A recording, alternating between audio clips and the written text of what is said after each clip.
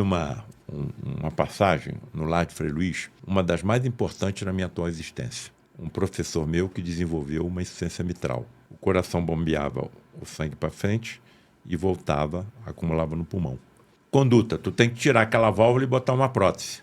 Ele já estava indo para o Instituto do Coração. Aí, não acreditava em nada, e aí eu cheguei e tive a coragem de convidá-lo a uma dessas reuniões.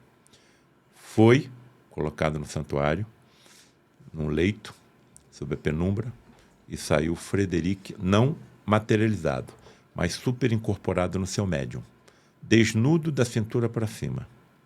Se aproximou do leito onde estava o meu professor, ele levou a mão em direção a uma célula, uma lâmpada elétrica azul, de baixa potência, girou o potenciômetro, ficou uma luminescência leve sobre a superfície do corpo do meu professor, mas suficiente para que tudo que acontecesse fosse visto. Bem, e aí ele falou o seguinte: chame os 3 médicos que aqui estão com você para ficarem ao nosso lado para que vejam o que você vai ver. Aí chamei 3 colegas. Luiz Ronaldo Gazola, cirurgião, durante 7 anos secretário de saúde no Rio de Janeiro, Luiz Augusto Queiroz, cardiologista, José Carlos Campos, anestesista. Comigo, cirurgião, 4 médicos. E aí ele se dirigiu ao meu professor e disse o seguinte: meu irmão, não duvide do que você vai receber, porque a sua dúvida dificultará o que lhe foi autorizado. Aí disse: desabotoem a camisa no nosso irmão. Eu desabotoei. E naquela penumbra, mas com luminescência suficiente para se perceber o que acontecia, ele começou a massagear o tórax do professor, massagear. Depois, sem se descuidar do que estava fazendo, falou: Paulo César? Sim, Frederic. Você está vendo o que está acontecendo? Sim. Então relate em voz alta para os seus colegas que estão aqui o que é que você está vendo. Olha, aí onde você está massageando o tórax do meu professor, eu estou vendo uma poça de sangue. E no meio dessa poça de sangue estou vendo alguma coisa branca. Pegue isso branco que você está vendo e puxe. A válvula mitral dele veio na minha mão. Aí eu fiquei com aquela peça ensanguentada, olhando para os colegas. Eu posso fazer uma pergunta? Pode. E o auditório com 70, 80 pessoas vendo tudo acontecer.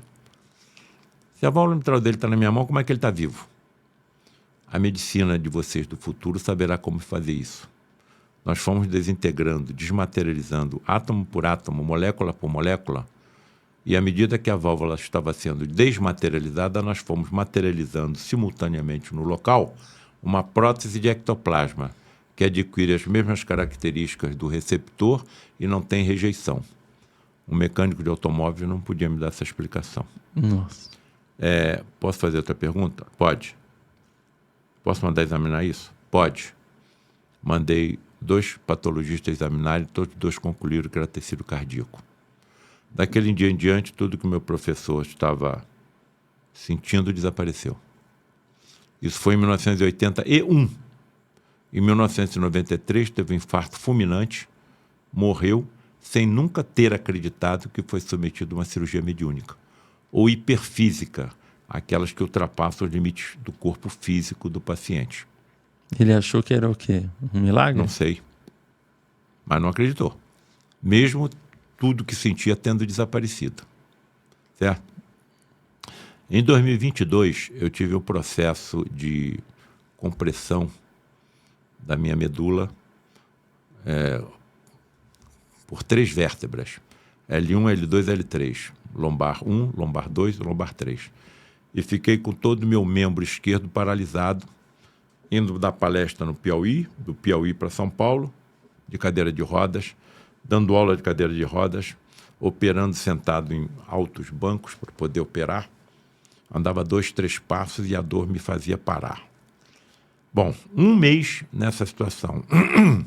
E os colegas do Hospital Universitário Pedro Ernesto, que já tinham feito tudo que era possível sem resultado, já estavam pensando em me operar. Quando no dia 26 de novembro de 2022, às 4 horas da manhã, eu despertei. A atmosfera do meu quarto estava tão pura que eu pensei que tinha desencarnado. Sentei no leito, o ventilador do teto girando, paralisou, não diminuiu a velocidade. Estava calor no Rio de Janeiro. Aí eu pensei comigo, um efeito físico ectoplasmático aconteceu. Da onde está vindo essa energia? Só tem uma resposta, da minha esposa desmaiada do lado. Aí pensei comigo, será que algum médico da falange de Frei Luís está chegando aqui para me ajudar? E pela primeira vez eu entendi o que acontecia com meu pai, o que acontecia com a minha mãe, o que acontecia com médiuns, uma captação telepática aqui, e não nos ouvidos, aqui. E o que é que eu captei? A seguinte frase: estamos aqui para te ajudar. Bem, se eles estão se comunicando comigo pelo pensamento, eu vou indagar pelo pensamento. Posso saber o nome de quem aqui está para me ajudar? O nome que veio, o do meu professor. Caramba. E a cirurgia que ele sofreu foi em 1981. Nós estávamos em 2022, 41 anos depois. Então, se ele estava se comunicando comigo vivo, eu também vou ficar. Ele morreu em 1993. E a primeira coisa que veio ao meu pensamento foi um desentendimento em 1984. Professor, lhe peço perdão por todo o mal que lhe causei. Veio a resposta. Paulo César, você não me causou mal nenhum. Professor, lhe agradeço por tudo que o senhor me ensinou. Durante 20 anos, tudo que ele sabia de cirurgia do câncer, ele me ensinou. É o que eu faço até hoje. Professor, lhe agradeço por tudo que o senhor me ensinou. A resposta que veio, eu sempre digo que não é para mim, é para todo mundo que está me assistindo. Porque todo mundo teve professor. Onde é que eles estão agora? Qual é o conhecimento que eles adquiriram do outro lado da vida? Paulo César, você não imagina o quanto eu tenho para te ensinar quando você aqui chegar.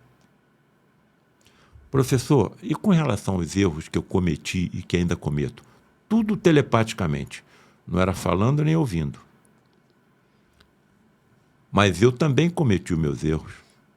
Aí eu parei. Ele não. Vire de bruços. Virei de barriga para baixo. Coloque o seu tornozelo direito atrás do joelho esquerdo. Coloquei. E aí, nitidamente, alguém segurou o meu tornozelo esquerdo e começou a fazer flexões como se algum tratamento fisioterápico estivesse sendo feito. Terminou. Volte à posição normal. Virei de barriga para cima. E aí, para terminar e para arrasar, veio a última pergunta. Paulo César, você quer saber pelo que está passando? Pelo que está passando? Por que é que você está passando pelo que está passando? Quero, professor. Você está incomodando muito com o que fala e com o que escreve aqueles que não querem que essas verdades cheguem à humanidade da Terra.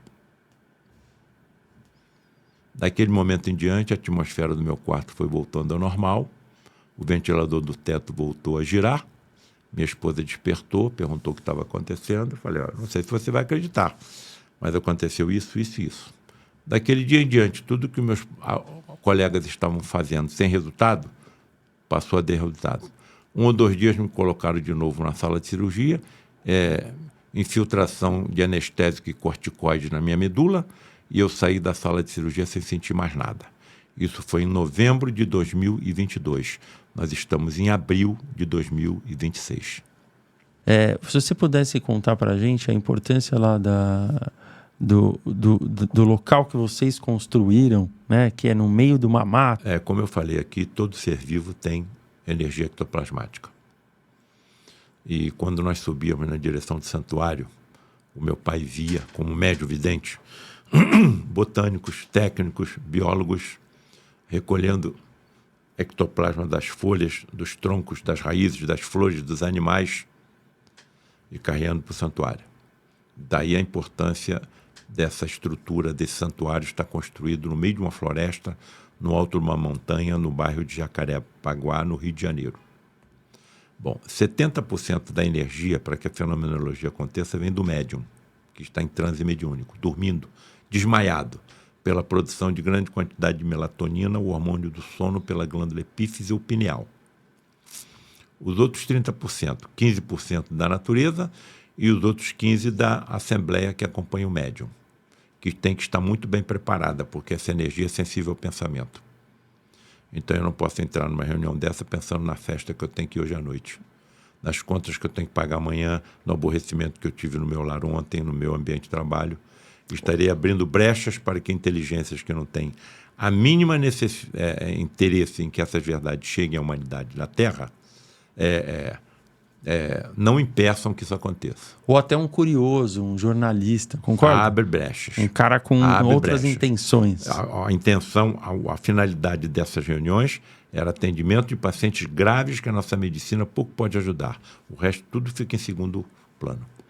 E também tem um ponto do que você não pode ter comido, né? O que você não pode ter bebido álcool. Por que essas questões? É porque você vai contaminar o teu ectoplasma. Quando o animal é abatido, mamíferos e aves, a sua carne fica impregnada de fluidos barônicos pesados que contaminam o teu ectoplasma.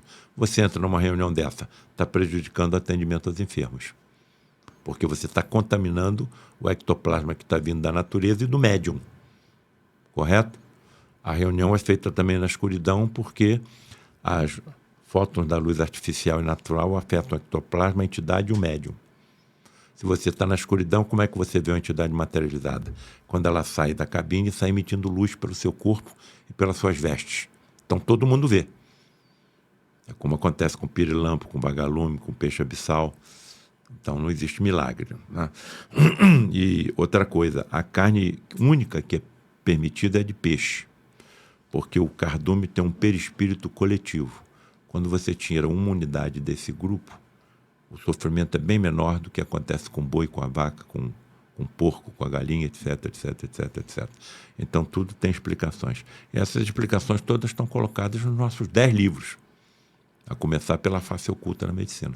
E o sexo em si? O que tem no sexo que... Você, quando entra em orgasmo, você extravasa teu ectoplasma.